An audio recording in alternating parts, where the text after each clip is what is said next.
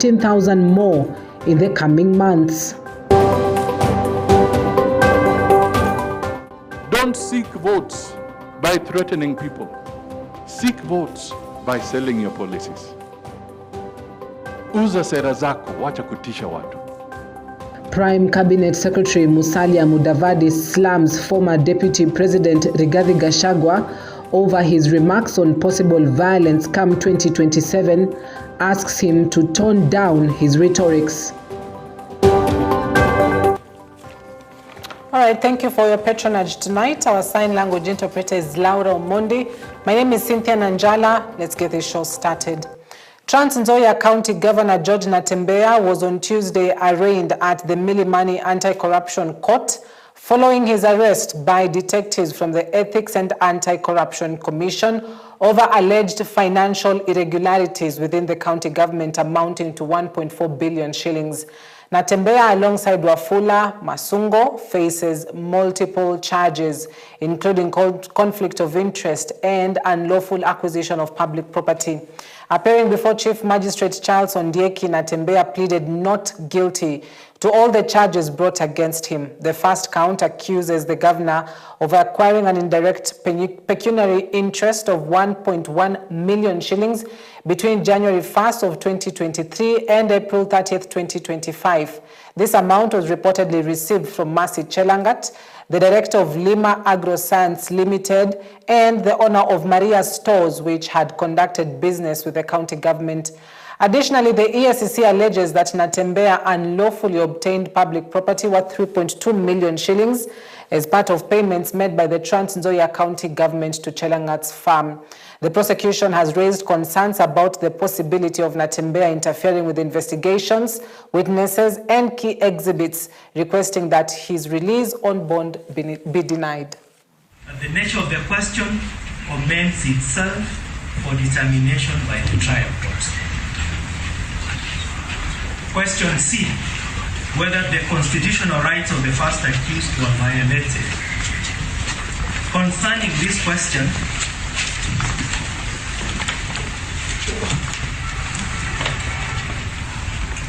this court too refrains from determining it now on account of the fact that it was raised informally from the battle in a manner stripping it of the manner of pleading such questions as enunciated in the locus classicus narrator says, a principle which has since received adoration and affirmation by the Supreme Court of Kenya in a litany of cases. Further, this is a question capable of determination in another. Now, governors in Kenya are calling for an urgent meeting with President William Ruto to address issues surrounding the devolution of health services and policy implementation at the county level. Now, apologies about that. That is not the story that we are supposed to be taking right now. But however, let's talk about Rigathi Gachagua, whose supporters took to the streets earlier today protesting against some of his sentiments that he made yesterday concerning his security, accusing President William Ruto of looking out to eliminate him. Let's take a look at what happened earlier on.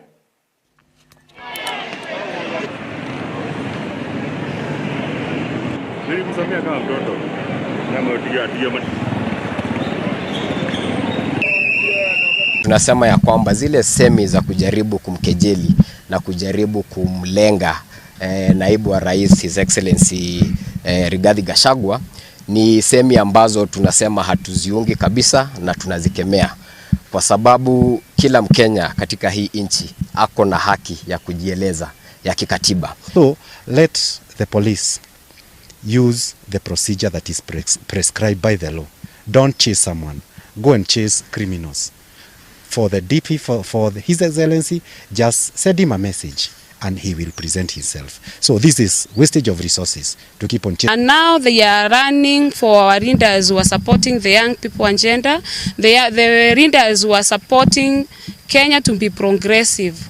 And going forward, We wouldn't want anybody to be abducted, anybody to be threatened. And currently what is going on, the continued arrest and intimidation against our leaders, it is a political action. It has no legal basis because persons who are instigating these steps or ordering the police to do this, take this action, especially politicians. All right, the president of the Tanganyika Law Society, Boniface Mwabukusi, has confirmed that the Tanzanian government has released and deported activist Boniface Mwangi back to Kenya. In a statement, Mwabukusi claimed that Mwangi was deported alongside Agatha Atuhaire, a journalist and lawyer from Uganda, under the supervision of officers from the Tanzania Immigration Services Department. Now, Mwangi, who arrived in Tanzania on Sunday to attend the opposition leader Tundu Lissu's trial the following day, was arrested on Monday in his hotel after Tanzanian authorities claimed that he had obtained entry into the country irregularly. As of yesterday, they were trying to bring charges forward against Boniface Mwangi for within their Immigration Act, saying that by not opening the door to police officers, armed police officers, banging on his hotel room door at 2 in the morning, that he's violated the Immigration Act. And so they were threatening a 3-year sentence and charges. So considering that's all, wrongful allegations, we've been doing all that we can to push for his immediate return back to Kenya. We are giving Suluhu Hassan 24 hours to release Boniface Mwangi and our comrade Agatha Atuhaire. Failure to which we will occupy the Tanzanian High Commission. Mama Suluhu ajue kwamba wananchi wa Afrika hatumuogopi. Hatumuogopi na tutapigania haki zetu mchana. President William Ruto on Tuesday handed over keys to over 1,000 new homeowners of the new Mukuru estate in Nairobi's industrial area, which were built under the Affordable Housing Program. Handing over the modern 1,080 lot of Phase 1 units, the president termed the event the most consequential day of his political career. They comprise 5,000 bed-sitters for low-income earners who will pay 3,800 shillings monthly mortgage for 30 years under a tenant purchase agreement. It also consists of 3,000 one-bedroom units and 4,000 two-bedroom units under the affordable housing category. Kuhakikisha kwamba kuna connection ya maji na siwa. Hapa tuko na health center ambayo tutaleta madaktari, wauguzi, tulete dawa ili wakazi wa hapa New Mukuru muweze kupata matibabu hapa. Pia maternity tutaweka hapa maternity. Tayari imetengenezwa ikiwa na theater. Your Excellency, here we will also have an ECD ambayo tutahakikisha walimu wamekuja. Tunakushukuru sana kwa sababu umesimama wima. Your Excellency, you have been forthright, you have been steadfast, you have had grit. Ungekuwa wale wa kuyumba kwa sababu ya kusikia kelele, hizi nyumba hazingekuwa.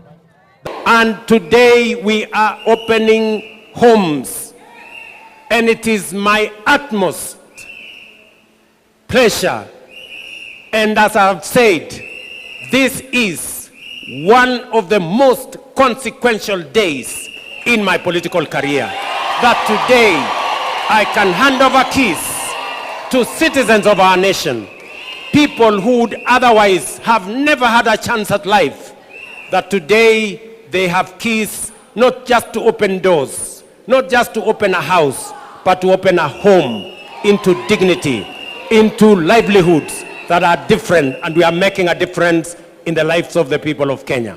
Na mimi nataka niwaeleze ndugu zangu, hapa ni nyumba 1,000 za kwanza. Mwezi wa 8, mwezi wa 9 tutakuja kupatiana nyumba zingine 5,000. Mara 5 ya nyinyi mlio hapa leo. Tutarudi tena baadaye mwaka mpya tupatiane nyumba zingine 5,000. Tuende hivyo mpaka tujaze watu hapa 13,000 manyumba ya wananchi tuwapatie.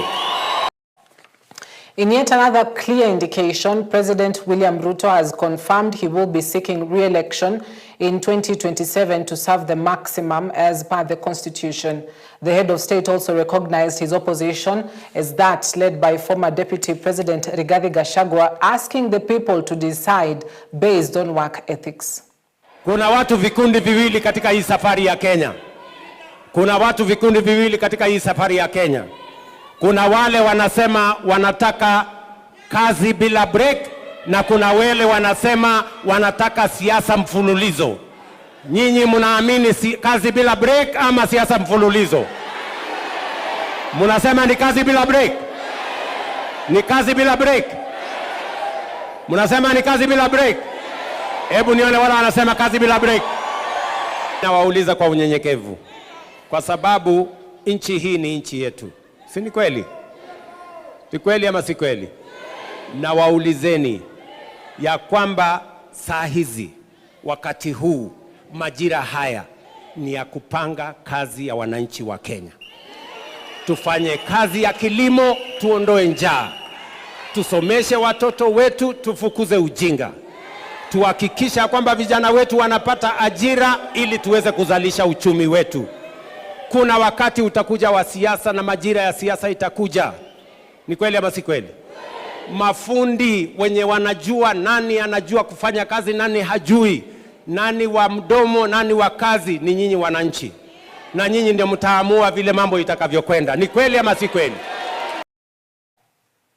Prime Cabinet Secretary Musalia Mudavadi has warned that the delay in the reconstitution of the Independent Electoral and Boundaries Commission (IEBC) is impacting negatively on the electoral cycle and activities in the country. Mudavadi said there's a section of politicians colluding with proxies through the courts to further delay the process. The High Court on Monday halted the planned vetting of the nominees by Parliament for the position of chairperson and members of the electoral body, citing alleged legal missteps by the president and the selection panel. Mudavadi noted that slowing down the process will have a negative impact on the constitutional timelines, arguing that the steps taken so far had set an enabling ground for the finalization of the process. The next step is that IEBC must be constituted. IEBC, the formalities have been processed, wamesukuma, watu walifanya interview, ikawa in public, ikawa hadharani. Some of you watched on TV. You watched the people being interviewed. You yourselves as Kenyans, you know out of those interviews who performed well and who did not perform well. There was a panel that went through the process. A decision has been made. The names are now before Parliament. Parliament has even issued a notice when they were receiving the names that if you have any material information that would make it impossible for any of these candidates whose names are here, please bring that evidence. It is there. It's a process, step by step. Lakini we are seeing people who are getting worried. They want to delay elections. They went to court when the first process started. They said they wanted conversation, a dialogue. Dialogue was held. The process has started again. Through proxy, the same fellows are going to court to delay. Surely, you cannot have an IEBC of all tribes. You can only have an IEBC of the nation. We are 42 communities. If we are all to pull in our individual corner, the Constitution does not allow for 42 or 43 commissioners. At the same time, Mudavadi did not hold back against former Deputy President Rigathi Gachagua over his recent remarks of possible election violence in 2027, terming those remarks reckless and a threat to the nation's democracy. Former Deputy President Rigathi Gachagua warned that there would be dire consequences if the 2027 elections are rigged, including the possibility of violence worse than what was witnessed after the 2007 polls. MUDAVADI has asked Gachagua to focus on his political party rather than cause instability in the country. Nobody wants a repeat of 2007 and 2008 elections, post-election violence. It is not something that we should try and threaten people with. We should not even contemplate going there. I was at Serena with President Ruto and others. We negotiated the peace that came after the post-election violence for 42 days in Serena with Kofi Annan, Mkapa, and Gracia Machel, the wife of the late Mandela. Sisi ndio tulikuwa tunazungumza to bring peace, to restore peace in this country for 42 days. How somebody who has had the privilege of rising to the position of deputy president can want to take us back to that episode is completely out of line and out of order. Don't seek votes by threatening people. Seek votes by selling your policies. Uza sera zako, wacha kutisha watu. Agriculture Cabinet Secretary Mutahi Kagwe has emphasized the critical need to transform Kenya's agricultural financing and budgetary priorities. Speaking at the Financing Agri-Food System Sustainability 2025 conference on Tuesday, Kagwe announced plans to collaborate with the National Treasury, Parliament, and other policymakers to significantly increase the sector's share of the national budget. He emphasized that successful agricultural transformation would necessitate collaboration among government, financial institutions, and the private sector, as well as a strong digital and data-driven ecosystem. With my colleagues at the National Treasury, in Parliament, and in other policy-making spaces, to gradually raise the budgetary allocation to the sector. We have to lend at low interest rates and encourage our clients to adopt modern farming methods by embracing technology. We must push contract farming. We must sign future contracts and encourage participation in commodities and future exchanges. In addition to the allocation of the budget, we must address and double down on the priorities, efficiencies, impact, and accountability of the same. Even as we call for additional financing of the sector, we must demand for accountability foremost from ourselves. First and foremost from ourselves. Out of the budget that we have allocated for agriculture, how much of it is actually going strictly and directly to the farming community? All right, allow us to take a quick break right here on EBN TV Prime Edition. We'll be back shortly with more news making headlines. Do not touch that dial. For the financial year 2025-2026, to ensure senior citizens retire with dignity and not distress, the head of state during the 60th Labor Day celebrations announced that pensions and gratuity from public and private sectors will be exempted from tax. Former Dock Workers Union leader Paula Bisa described the government's move to exempt pensions and gratuity from taxation as a major shift aimed at honoring the contribution of Kenyan citizens and workers. Recognizes the service and sacrifice senior citizens and workers have offered to this country during their employment tenure. The government's move aims at ensuring retirement is met with dignity rather than distress. The head of state's directive is making a major policy shift aimed at honoring contributions of Kenyan citizens and workers. We sincerely congratulate President Ruto and his entire Kenya Kwanza administration for taking such a bold move. The head of state's announcement is testimony to the country that he cares about those who have retired.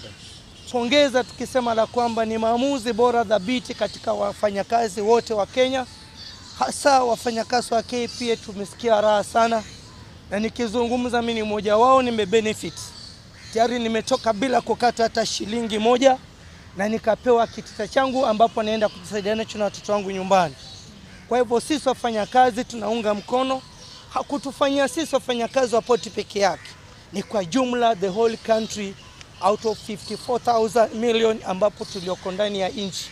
Nina hakika ni jambo lilianza 206. Na hili jambo lilipelekwa bungeni na ndugu yetu bwana Simon Sang akiwa ni mwandishi mkuu wa Dock Workers Union. Tukaweza kulipa bwana Paul Mwite 500,000 aweza alisimamie tuweze kupata afueni.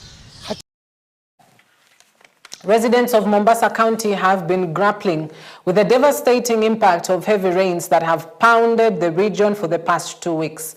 The downpour has severely disrupted daily life, leaving roads impassable, damaging vehicles, displacing residents, and crippling local businesses. Awiti Bolo, party leader of the Vibrant Democratic Party and former Nyali Member of Parliament, states that businesses have been significantly affected. Bolo urged the national government to urgently intervene and assess the condition of Links Road and other major roads in Mombasa, including the Beach Road, Ziwa Langombe Road, Bamburi, and Kisauni. Mimi gari yangu imefunjika mpaka sasa iko kwa garage. KBT 2896. Nimeingia kwa shimo. Nimeona gari ya tourism imevunjika Links Road. Nimekaa kimya tu. Na kukusema sio kupiga siasa. Tuko na national government, Links Road inafaa iangaliwe 24/7 the national government. Pia county government ni lazima waangalie the environment ya drainage. Drainage. Tuko na poor planning ya drainage. Tuna poor planning for construction, pavement, water flow. Yes. Hiyo ni national government. Kuna no coordination. Kuna kiongozi yoyote ambaye wanalipwa na county government ambaye amewahi kuja hapa kuona kitu ambacho tunaongea. Yes, ni maajabu. Ukienda Links Road pande hii, wenye nyumba wamehama na wale wapangaji wamehama. Maji imeingia mpaka huko ndani. Kitu nauliza, hakuna drainage. Na si mara ya kwanza. Ndio maana nimejitokeza kuuliza. Watu wanalala nje. Hata government cannot even give them support. Tunaomba serikali ingie katikati itusaidie. Pili, haya maji yakizidi kukaa kutatoka magonjwa jamani. Mwataka sisi tufanye vipi? Hebu tuambieni. Serikali sisi tuwategemea nyinyi na nyinyi ndio mnatubwaga. Hii maji inatuadhiri sana upande wa kazi, na kama mnavyoona barabara ilivyo imejaa maji, watu kupita ni matatizo. Naona na hata kuna mashule yako hapa karibu, wanafunzi wameshindwa kwenda shule. Nimekuja kuchukua mteja hapa Nyali, nimeona shida sana hii barabara. Nimefika mimi mwenyewe maji ni kama nataka kunipeleka hii barabara. Naomba sana serikali yetu tuangalie hii barabara hii hapa Nyali. Alafu ndio itaengenezeka vizuri. Ni barabara nzuri lakini wakati wa mvua mazee itatuletea noma sana.